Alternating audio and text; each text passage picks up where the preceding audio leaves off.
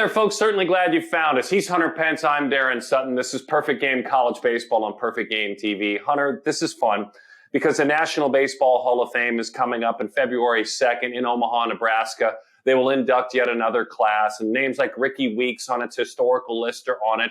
And speaking of history, it has a great history, and we can't wait till it becomes a brick and mortar building. The president and CEO, Mike Gustafson, will join us, and a man who's joining that class, Andy Lopez, the 1,200 game winning coach, coached at Pepperdine in Florida and won championships at Arizona and Pepperdine as well. And they're both coming on. I'm excited to catch up with both. This is a fun show. Absolutely. It's always exciting to honor the history of the sport, of the game, of the college level, to go over those stories of the great seasons that we've seen throughout college baseball, but also to get to talk to one of the inductees and Lopez and what he was able to accomplish. Just absolutely magnificent. And what an honor to get to kind of dive into the overarching reflection of his career and what it meant to him. He had so many big league players that have impacted baseball throughout the world. So just an amazing human. Very excited to learn from him. Most of them, the kind of players that developed because of their effort and the program's effort, Andy's effort in college. Most of them that went on to the big leagues did not come in as huge prospects. Then they left as huge prospects. When we come back, we'll get this started, a conversation with Mike Gustafson. Hunter and I, glad you're hanging out with us on Perfect Game College Baseball.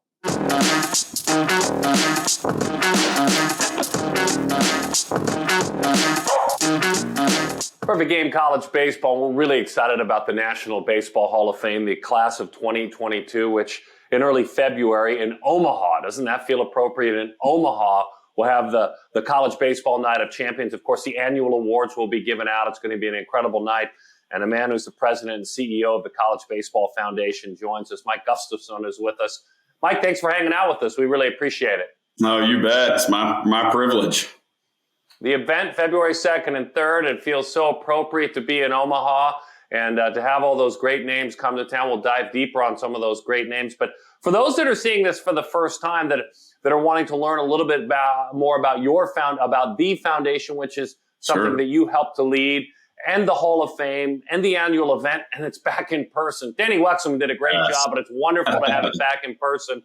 Tell us a little bit about your group, the pride you have in your group, and how much it means to all these athletes and coaches. Yeah, certainly. In 2004, a group of friends here in Lubbock created this, and really what we were doing, we were in the process of creating the Brooks Wallace Award, which is the award given annually to the top shortstop and in the country, top collegiate shortstop. And in the process created then a 501c3 as it got a little more serious. And a couple of years later, we thought, we should reach out to someone at the College Baseball Hall of Fame to let them know that we've got this award and this cool banquet, with a couple hundred people showing up at Lubbock, Texas, and just what we've got going, and realized that what we had really thought of as the College Baseball Hall of Fame was actually the ABCA Hall of Fame, which is wonderful. And we're all friends with those guys in the American Baseball Coaches Association, but it didn't honor players. And so I can joke, I say this with a smile on my face. We naively jumped in and said, well, let's create a College Baseball Hall of Fame. And here we are. We have the National College Baseball Hall of Fame, and we started it in 2006. We'd love to find a physical home for that, and that process is ongoing. And it's picked back up and revved up since the pandemic and all of those things, as you said very appropriately, the excitement that goes into being back in person. But this event, the first induction held in 2006, and this event has evolved into what we now refer to as the College Baseball Night of Champions, which is a single event at which we conduct the inductions of the annual Hall of Fame class plus give our four awards: the Brooks Wallace Award, Old Root Award, Bertman Award, and the National Pitcher of the Year Award. And so, and Daron, you've been around this a little bit to know enough about the history of these guys. And anytime you give out National Player of the Year awards, you go back and look at that list 5 years later, you can, a lot of times you're talking about guys that are playing in the big leagues and having careers like Hunter Pence. And so, that's where we are. We did this event virtually, as you said, the last couple of years, and we're glad to keep, keep on keeping on. But it'll be great to be back in person because these guys deserve that. Yeah, Mike, that is actually a really, really interesting story because I didn't know the history of how it came about and the fact that you add players. And I think all of us, the college baseball, the stories and the teams and the players are moving through so much quicker. So like to get to go back and honor like someone like, I'll never forget what Ricky Weeks did in his 2 years. And now that he's getting honored at this, this award ceremony. And yes, he had this great big league career, but he did things in college baseball that were just unheard of in those teams that he was a part of. So that brings me to, kind of this group in this year and how we have an umpire who had 8 College World Series appearances. We had the guy, the young guy, I have his name written down here. Let me make sure I get this right. That's Jim Gorman's the umpire, obviously. And then Cambridge Holloway, or is it Cambridge Holiday, who did at Tennessee?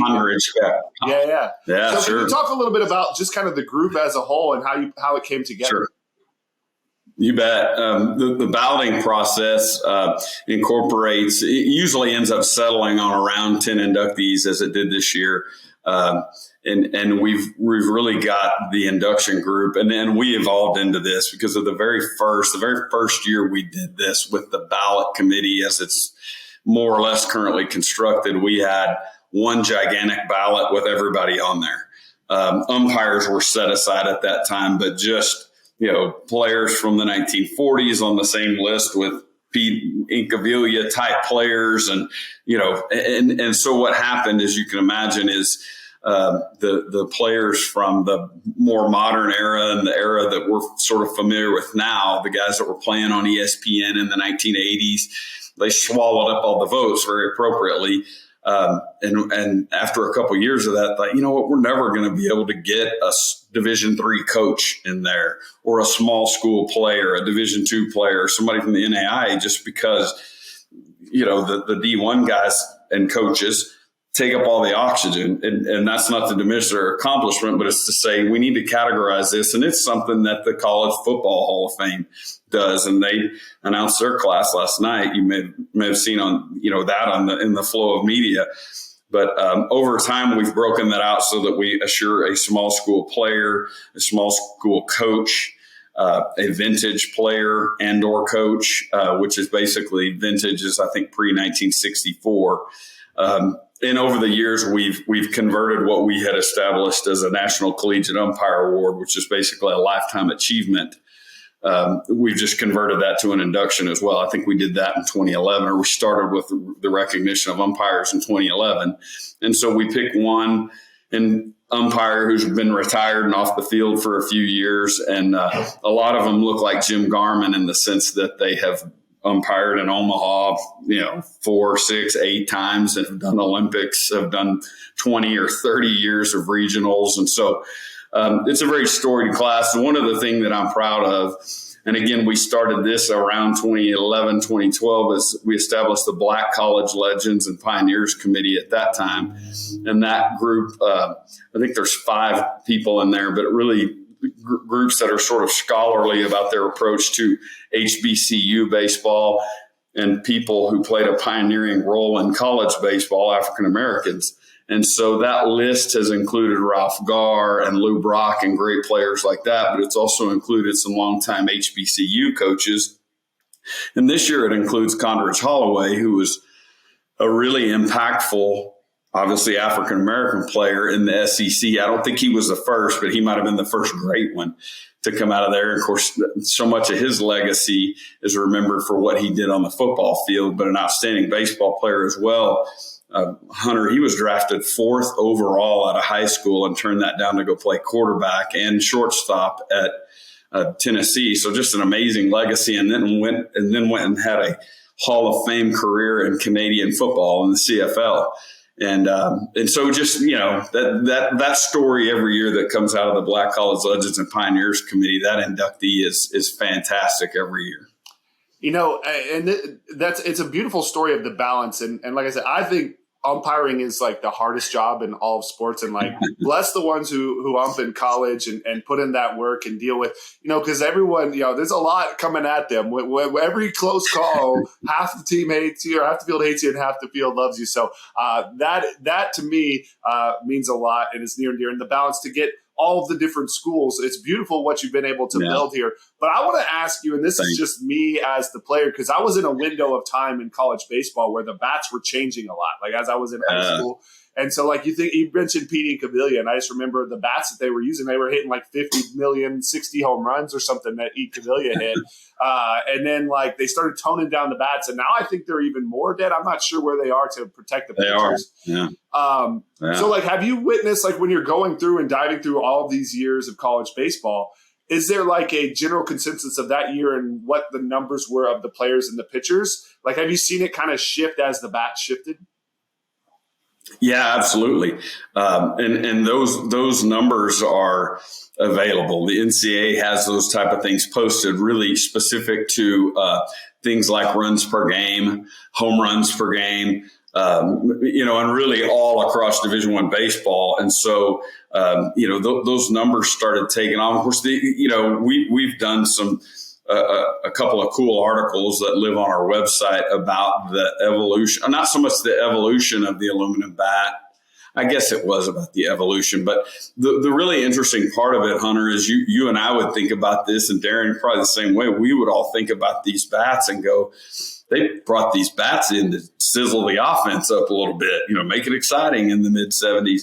And the interviews that we did, and I'm unfortunate, it's sad to say this because Coach Gustafson passed away, last week, the longtime coach of the University of Texas. But two of the coaches we had talked with were Coach Gus and Jerry Kendall. And those two guys talked about, we went to them and said, what was the evolution from wood to aluminum like? And of course, back then it was an aluminum bat, no fancy composite or anything else.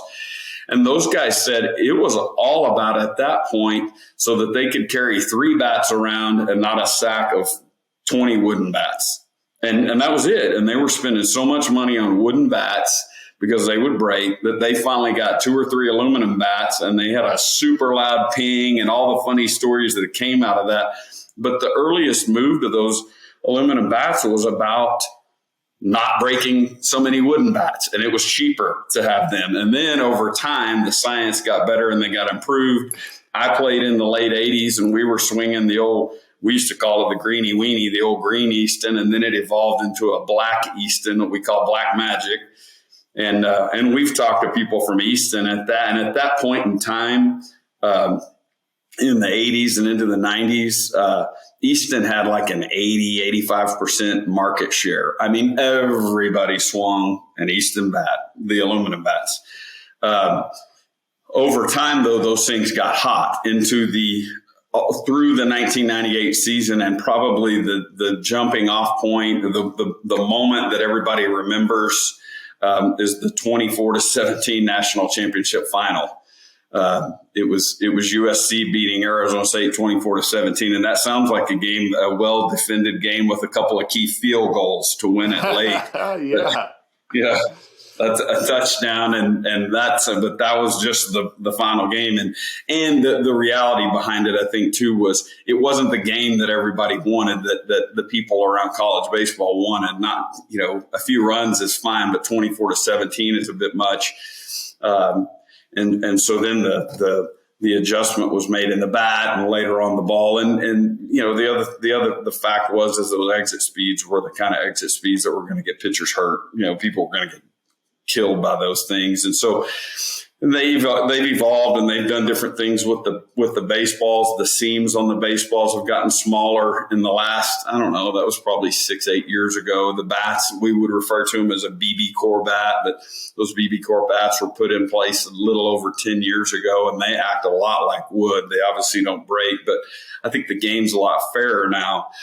But to your question, well, you can go back and see in the mid 90s, think about Lance Berkman, Joe Dillon, some, J.D. Drew, those guys hitting 36, 38, 40 home runs. That's a lot in a 60-game season. And so there was probably some imbalance there that was fixed by that.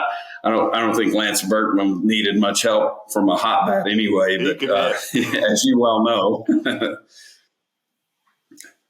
It's interesting, and we appreciate this insight. And one more thing on college baseball, and I want to ask you one more question about this class. And it's just my perspective, Mike, but what and Hunter and I were just speaking of this before we started recording, of a guy like Colton Cowser, who went to Sam Houston State, who, big league teams had no interest in spending a draft pick on him before he went to a mid-major, by the way. And then because of development, is now rising up the systems of professional baseball. Andrew Dukenich, who was a perfect game All-American, opted to pull his name out of the draft and go to Vanderbilt instead. He's going to start that journey this spring. Here's the point to all that. I feel like now more than ever, even with coaches going from the big leagues to college, from college to the big leagues, like that didn't happen either a generation ago. We're really seeing college baseball, this iteration of college baseball, this generation of college baseball, really, truly focused like it never has before on player development. Is that fair? Oh, yeah. I think you're right. And I think that's probably reflected in the certainly the quality of coaching really across the board. I think it is, we're coming off a weekend in which I think the number was close to 8,000 coaches, not just college coaches, but baseball coaches around the country descended on the ABCA convention in Nashville. And so the ability for a high school coach to access a major league hitting coach in a seminar, or to walk up to, a Power 5 coach and ask a question and just pick somebody's brain. I think there's better information available to everybody because of events like that and the mediums like this one that we're able to get on here and talk. And so I think that's one thing. The other thing is the quality of facilities. It's I played in the late 80s and we thought we had pretty good. I was playing in the old Southwest Conference, and most of the ballparks had lights, so we thought this is pretty good. That grass is smooth. We don't get a lot of bad hops. We're good. And now to think about the facilities we played in versus what they've got now. And I don't necessarily just mean playing surfaces and lights and all the fan amenities. Those are better than ever, of course. But you guys have seen this. You're aware of this. Some of these ballparks are building facilities with hitting bays, and I don't mean an old cage out in right field like we had, but hitting bays and video and the ability to access spin rates and all of the things like that. It's just a different world, and there's really smart people behind that. I mean, yesterday, of course, I'm here in Lubbock, Texas, but yesterday I toured some construction basically out in the left field corner. It's an upgrade to their player development facilities, and there's Texas Tech spending $14 million on locker room upgrades and hitting and pitching bays and all of those things that go into player development. And I think that's, they're just part of a trend of a lot of folks that are doing that. And, it speaks to their success, but I think in terms of just the entire game, there's more, quality facilities and teaching than ever before. That's incredible. I want to ask a final question because he's coming in on the backside with us. As you researched and you've known Andy Lopez for a long time, simple question: what makes him a Hall of Famer in your eyes? Well, I think not just the win totals, although the win totals are certainly on par with everybody, but to be as good as he was for as long as he was and take 3 schools to the College World Series and win it at 2 of those 3 schools. I mean, it's a really short list of people that have won multiple World Series, much less to have done it at different places. I mean, it speaks to, it speaks to who these coaches are that get in here. I mean, he's just a special guy, and you guys know that. Wherever he goes, there's these little puffs of success around it, and he capped it by winning there in Tucson, and he was retired and out of the game a few years later, and so he was good at the beginning, and he was really good at the end. but just a fantastic guy. You only had to spend about 2 minutes with him on the phone to go, hey, this guy's, it's infectious what he's got going on. Yeah, he's an incredible man, and your night's incredible. Best of luck. The College Baseball Night of Champions. You see the information on our screen. That's how you can find out more if you want to attend, if you happen to want to travel to the Midwest. Really, congratulations on getting back in person. What you're building, really, with this Hall of Fame. We're all along for the ride, so congratulations. Well, thanks. I would love to. I'd love to give you guys a tour someday. How's that? We would love that. We would love for it to become brick and mortar, and we would love to go through that tour. When we come back, a conversation with Andy Lopez, as you just heard, a brand new member of the College Baseball Hall of Fame. This is Perfect Game College Baseball, hanging out on Perfect Game TV.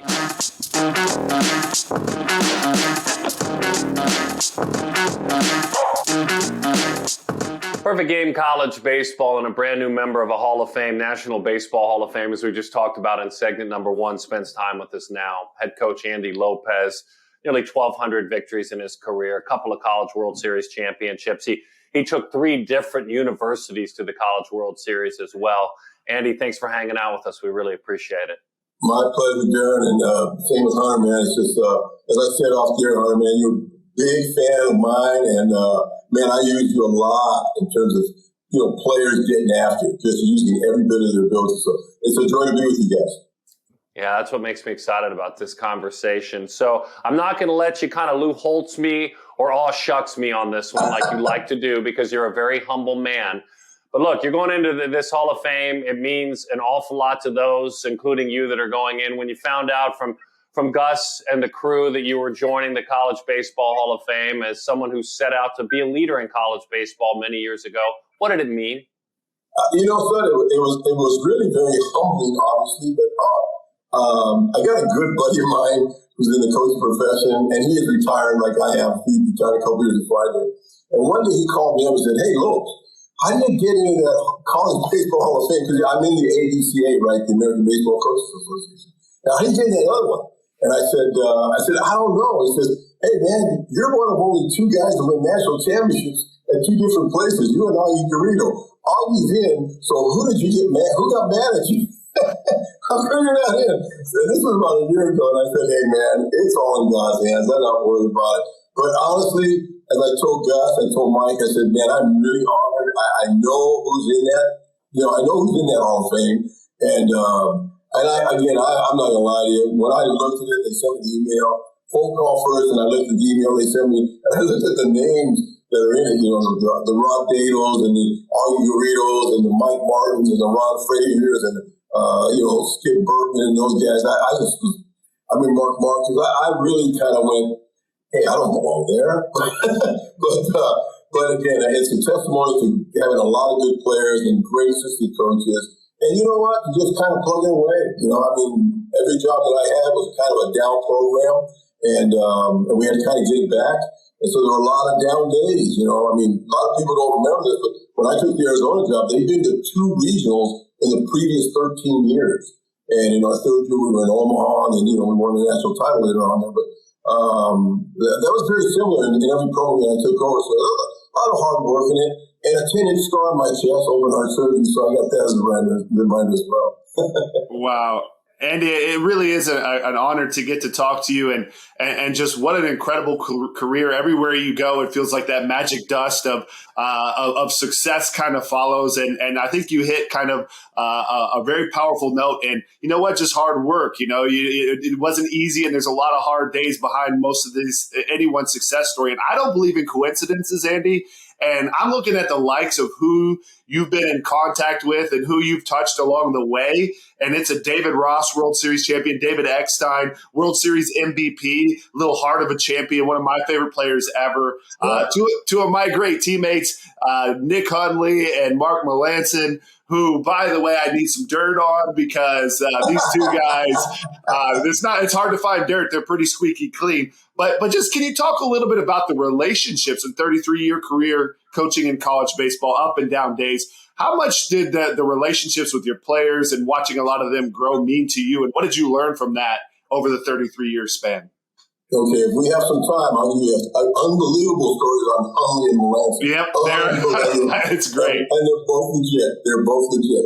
Anyway, again, I was really blessed. I got into the coaching profession on a prank phone. Well, I thought it was a prank phone call, believe it or not. I just got done playing at UCLA. I was an 8th round draft pick at UCLA. It's a whole other story. In 1975, no cell phones or anything like that. And the guy comes up and he says, "I want to be your agent." And my mom and dad are both from Mexico, so they got, they have no clue. Greatest parents on the face of the earth, but they had no clue of that. So I said, "Yeah, represent me." Well, I never signed a contract. So anyway, but God had a plan, man. God had a plan. So I get into high school coaching on a prank phone call. I think it's a prank phone call, and I take the job. And my high school baseball coach, I have no intentions. I'm going to go into real estate or sell life insurance. But I'm going to do it for a few years because I got no job. And lo and behold, after 5 years, we play at Dodger Stadium for the CIF championship, for those that aren't familiar with it. But that's kind of like a state championship back in the day, back in the 80s in Los Angeles. Daron knows that in the LA deal. So, at Dodger Stadium, it's the big game. It's 7:30 at night. We get beaten. What the heck? And a week after that, I get a call from Kelsey to Mingus Hills. "Hey, come be our baseball coach." I go, "Wow, what the heck? I got nothing to do. I'm single, so I go do that." Thinking, this is a kind of a stopgap. I'm going to get my life, my real estate insurance, and all of that. And after that, we go to a World Series in my 4th year. 6 years into it, I get a call from Pepperdine. Now I'm married, got 2 kids. I'm going, I think I better do something in this profession. We win the national title my 4th year. I'm trying to get out of the profession. Literally the year before, 1991, I said yes to a management position with A.L. Williams Life Insurance. And I said yes. Came home to my wife and I said, "Hey, man, I'm out. I'm going to do this." She said, "What are you doing?" I said, "Come on, Lynn." She says, No. You're staying in this profession. Call that guy up and tell me he made a mistake." Man, that was a humbling phone call. Wisdom of my wife, godly woman, the very next year we win the national title in 1992. It's our 4th year there. And on the flight home, she nudges me and says, "I think you need to stay in this profession, don't you?" And I said, "Yeah, I think we do." So anyway, from there I go to Florida. Then from Florida we come here, and life goes on. But the names and the time is too limited for me to. I mean, you mentioned the Ecksteins, the Rosses, the Josh Foggs, the Mark Melancons, just on and on and on. Yeah, just good guys, man, good guys. But also our assistant coaches. Mark Wasikowski's doing a great job up in Washington. He played for me on the 92 club, and that was my longtime assistant. And Gary Henderson's working at the University of Utah, head coach. Steve Rodriguez was at Beta for a while. Now he's at Texas as an assistant. I just had really good coaches and good players. I'm not going to lie. My mother and father taught me how to work, and I was fortunate to play for good people. Gary Adams at UCLA was a real strong influence in my life. And I learned that, it's not easy. There are no magical techniques in this game. Anybody thinks there's no magical technique. It's just, you got to grind it out. You got to show up every day and get after it. So I was lucky. I had some good people around me and good players, good coaches. And, I worked hard.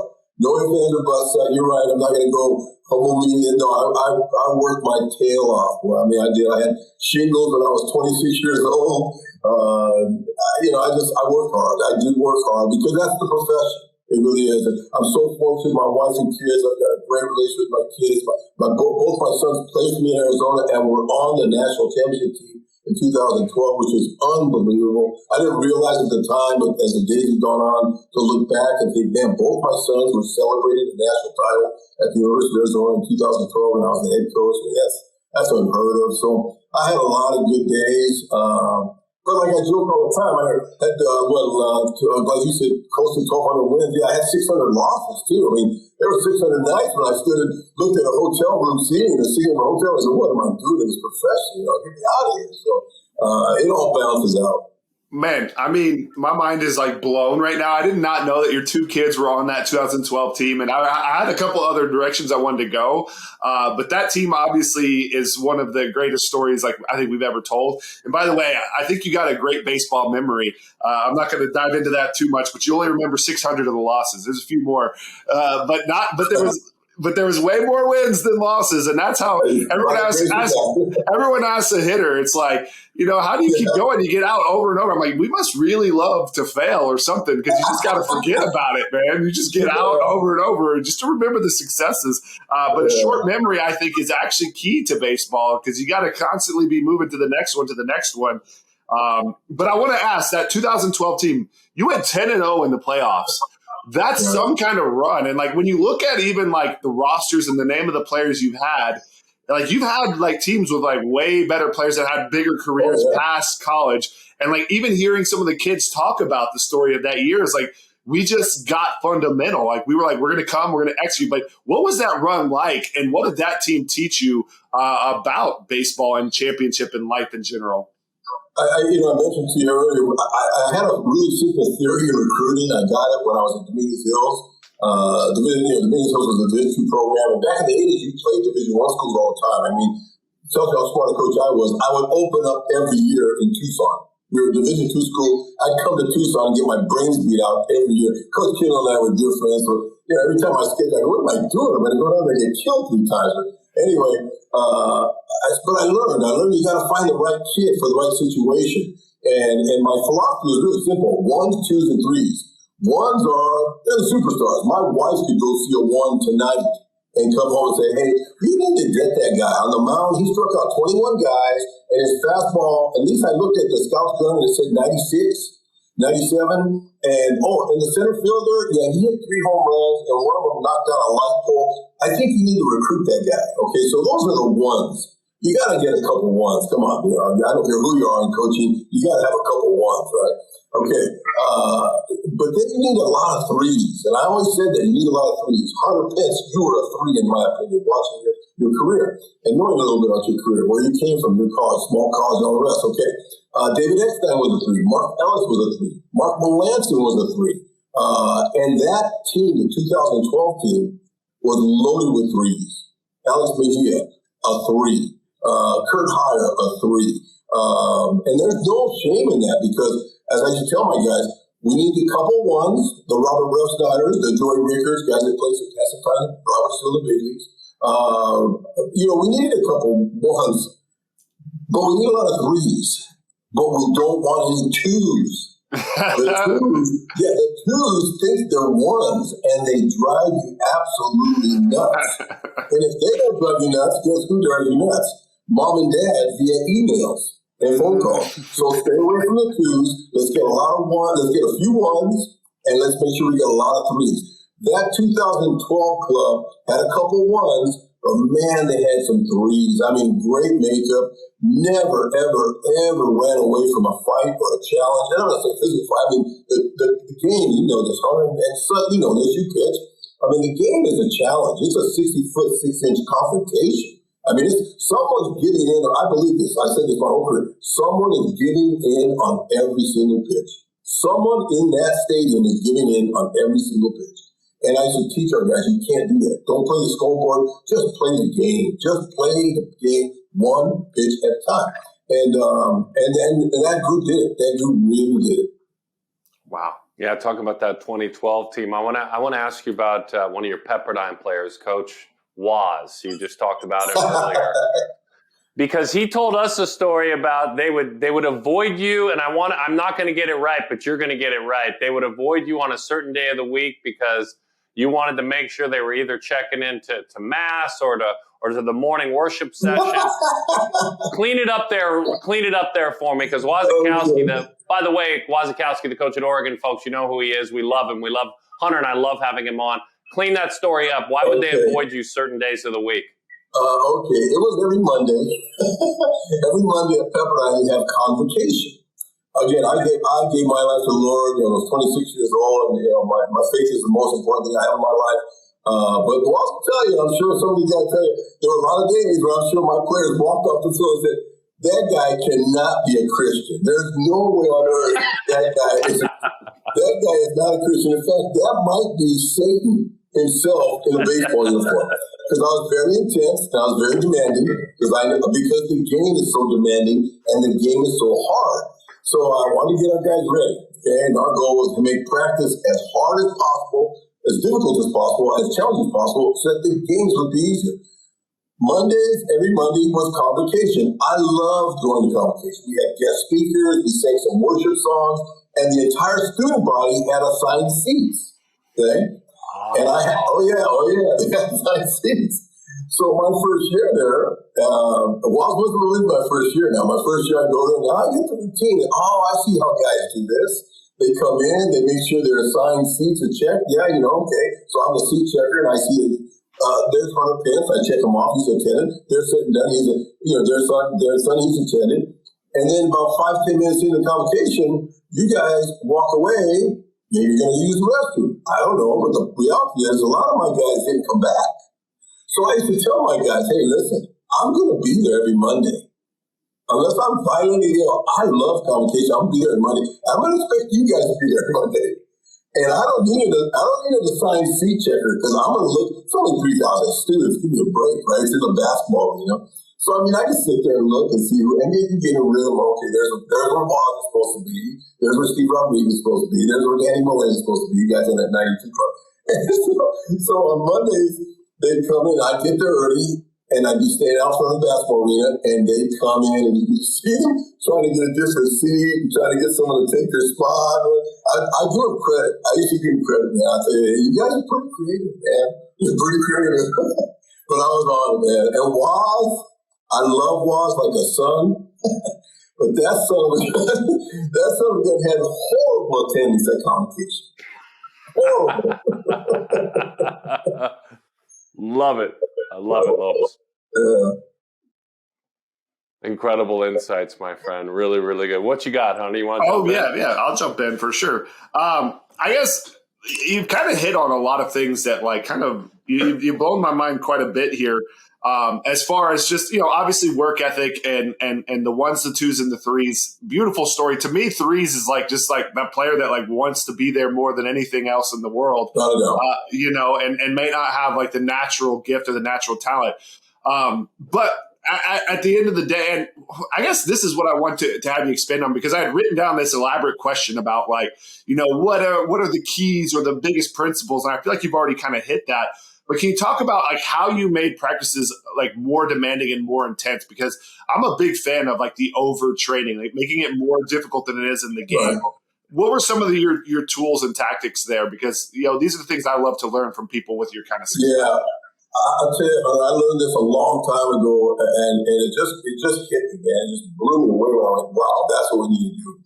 And I say this in all respect, but I played for a coach who practice was just so simple, so easy, very lax, and he's a good man. He was a good man and a good coach and a good human being. But then we get into big games, and even myself, I felt it. Man, I wasn't ready for a big game situation. Something was different. So I don't know how this happened, but I went to a junior college and I went to UCLA. And my first quarter at UCLA, they stuck me in kinesiology. I do not know why on God's green earth they stuck Andy Lopez in kinesiology. I remember my first course with Professor Snyder, and I walked out of that course and I thought to myself, God, I'm going to flunk out of school in the first quarter at UCLA. Because, he's talking about muscles and tendons, and then I'm going, wait a minute, I don't want to be a doctor. I'm here to play shortstop, get drafted. So anyway, long story short, there was one thing he said, though, and he talked about heart rates. And man, that stuck with me. And I thought, whoa, resting heart rate is what? 62, 63, 64, 65, like that? And uprated is about 120, 123, 140. And I thought, you know what? I don't ever get my heart rate at that level in practice. And so I took it upon myself as a baseball player at UCLA. I sprinted everywhere. I didn't walk on the field. I tried to make it as intense as possible. I bunted. I was a shortstop, still a base guy. I bunted with 2 strikes. I bunted with a fungal, all by myself. And then I just carried it over to my coaching life. Our practices from the get-go were on a stopwatch. Our practices were timed. I had it on a sequence. All our coaches had the time limit. We did base running for 10 minutes. We did live base running for 7 minutes. We did defensive work for 20 minutes. Everything was bang, bang, bang, bang, bang, and it was highly competitive. I threw early batting practice. If you ever talk to Huntley, he'll tell you, I'd get on the mound sometimes, shorten up the distance, and I would say, okay, nobody's getting a hit off of me. I got a bad back, and I'm 40-something years old, and nobody's getting, and I would just chuck. I was blessed with a good arm, and it was flat out competitive. And so everything was really intense and competitive. Every moment was accounted for. Stopwatches on every ground ball. If you're a shortstop, when you hit your ground ball, there's a stopwatch, and one of the managers or assistant coaches is yelling out the time. So, boom, we hit your ground ball, and it's during live BP, but we hit your ground ball, and you catch it and throw it over, and one of my managers, and you never knew that. You never knew if it was going to be on watch. One of my managers go, 4-8, and I'd stop practice, go 4-8. You're never going to get it out. Like, we're never going to get it out. If a ground ball's hit to you, we're never going to get it out. And so you just threw that over in 4-8. We need that at least 4-3, 4-4. And if you can get it to 4-1, we'll take that because we're going to get 27 outs easy. So everything was stopwatch. Everything was high intensity. Again, the goal was make practice really hard, so that the games were kind of simple and easy. And to be honest, I had a saying, practices belong to Andy Lopez. I said, practices belong to me. I'm going to do some things out here, fellas, you're not going to understand. You're going to go back to your dorm room or your apartment. You're going to say, I hate this guy. There's no way he's a Christian. He's an absolute madman. But in the games, they belong to you. I won't say that you make the worst mistake in the world. I won't say a word. We'll probably talk about it after the game, and we'll probably talk about it the next day of practice. But practices are going to belong to me, and games belong to you. I really believe our guys, once they got in the program, they understood it to be true. That once games showed up, it was sit back, relax, and just get after it. But practices, that was a whole different deal. They were mine. And we did there were some very unique practices, I will admit, in 38 years. I love it. That is beautiful, and it's just like it sparks so many things within me that I love, and like going back throughout my career and whatnot. I guess just my last question. I know this has nothing to do with like your overarching career, which has been magnificent. But what exactly about getting the heart rate up did you learn in kinesiology that was like, I got to get their heart rates up? Because we would wear monitors towards the end of my career. And like we would always talk about slowing down your heart rate in the right moments, because if you but you have to get it up to know how to slow it down. And one of the things they told me is because I worked out extraordinarily intense in the off season, and when I wore the heart rate monitor in the spring training, they're like, your heart rate doesn't change. And they were like, I don't know how we feel about this. Like, you have the lowest heart rate of anyone we've ever seen up the bat. So like, what did you learn about that? Because I didn't understand it, but I was enjoying the science. I just remember, like I said, I didn't belong in kinesiology. In fact, after that first quarter, I became a history major. but that's what I made. Other than receiving the Lord and getting married, changing my major was the best move I ever made to history. But I did pay attention because I was scared I was going to fail that class and every class I had. And I just remember Dr. Steiner saying that when you are at your best, you are able to take your heart rate and lower it. You're able to take it down by breathing techniques. I mean, he was way ahead of his time when I think about it now. And, hey, like I said, I was a 3. I was not a 1 by any stretch of imagination.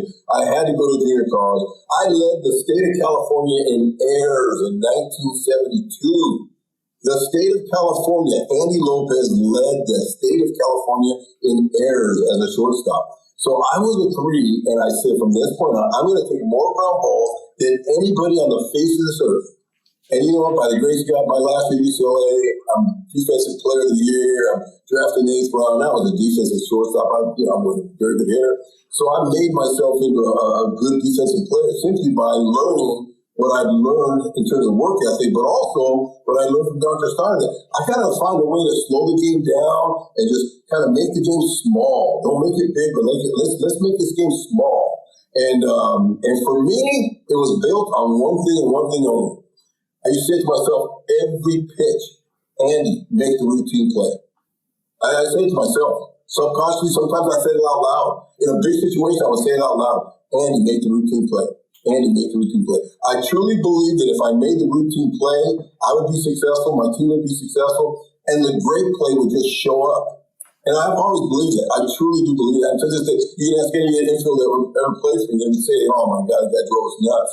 I mean, I had infielders that try to make a backhand play in practice, and I'd scream and yell at them, I don't want that play. I want you to get your feet over there and make the routine play. If you have to leave your feet, leave your feet. I want the routine play made. And then we talk about slowing your heart rate down, slow the game down, slow the game down, keep the game small. So I just learned that from Dr. Stein, boy. I mean, talking about the problem, you said you don't believe in coincidences. Now, I don't know why they put me in that kinesiology major, but if it was just for that alone, it was a true benefit for me in terms of my coaching life. Lopes, congratulations on the Hall of Fame. I'm just really excited for that for you and can't wait to see you in the broadcast booth. Thanks, always a blessing, man. You're the best. And again, Hunter, yeah, you didn't know it, man, but you were used a heck of a lot. You probably get a lot of money if you licensed it, you know, because I used you a lot, man. This guy's a 3. This guy gets after. So what a joy to be with both you gentlemen, man. Thank you so much, and God bless you both for what you do. You guys do a great job. Yeah, incredible stuff. God bless you as well. We want to thank Mike Gustafson for joining us, putting together this Hall of Fame years ago. And now Andy Lopez is joining those legendary coaches. Thanks for hanging out with us here for another week of fun, perfect game college baseball. We'll see you soon.